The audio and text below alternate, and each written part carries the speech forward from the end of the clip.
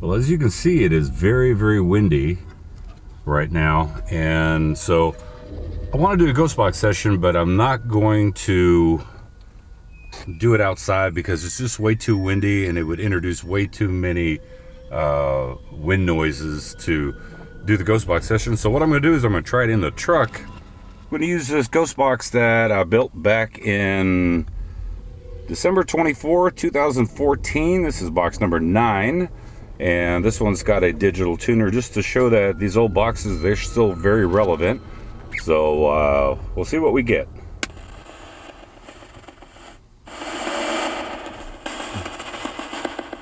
Hello?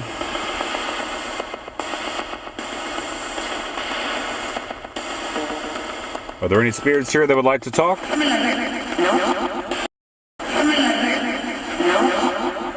No? How come?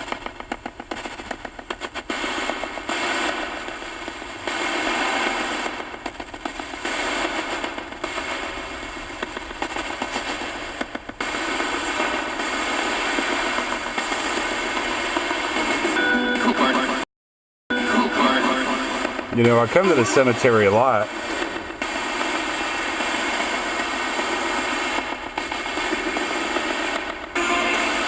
And always get some good interaction.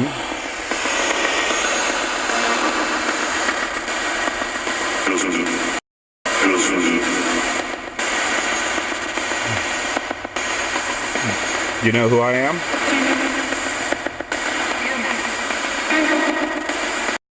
You know who I am?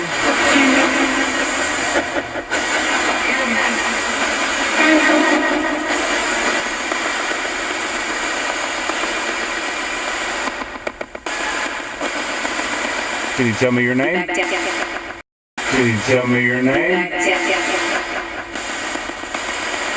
Almost sound like you said you were not dead. Well, I do believe that our spirit or consciousness continues on.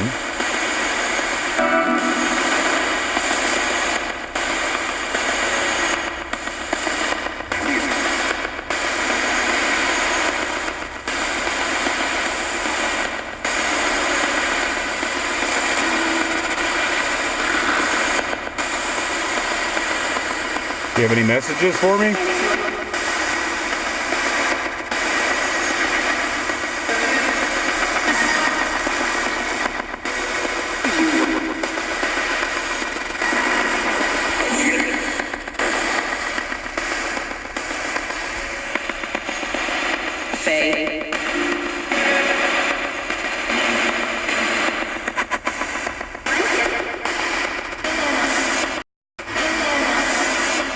So I'm going to go ahead and close out now.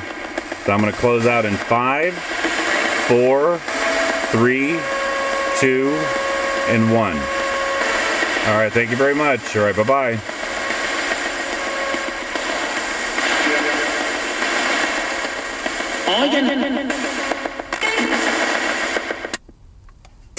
Well, that was that. Not a whole lot seems to have been caught during that little session, but then again, like I mentioned, I have not been doing a whole lot of ghost box sessions and really concentrating on building that connection.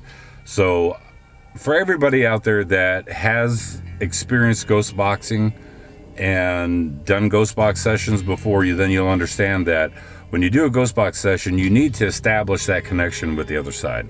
And when you have taken long breaks like I have from doing ghost box sessions, then what happens is you start to lose that connection. At least that's what I believe.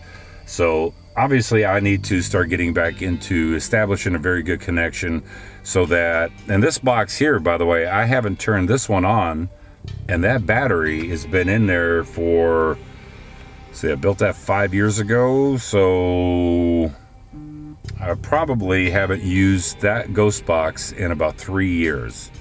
So I think that, and I know this is going to sound weird, but I think that every ghost box is like a telephone. Now, what I mean by that is that it's a distinct telephone number. So you have to establish a connection. So when you establish a connection, and I've said it years ago during some different interviews that I've had, that I believe that it's like an operator is on the other side and they have to establish a connection. Now, if you remember back in the old days, they had operators that would plug in. You would call up and say, I want B39.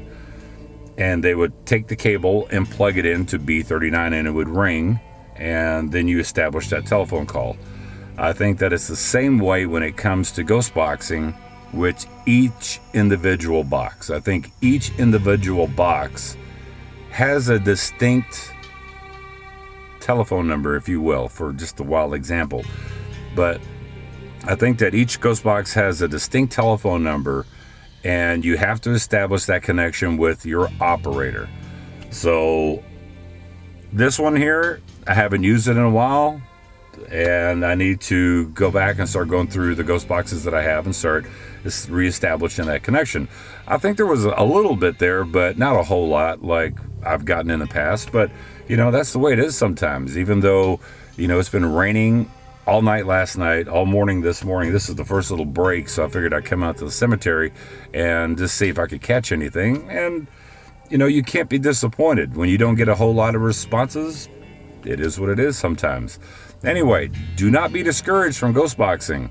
You can start off inexpensively. Get yourself a little ghost box hack, one of the Shack hacks, or get a PSB7 and just start that way. You don't have to get a custom ghost box. But anyway, don't let ghost boxing, don't be discouraged. It is a very cool way to communicate with the other side and get some relevant answers. So that's just my 2 cents on it. I hope you guys have a good day, and until the next ghost box session, bye.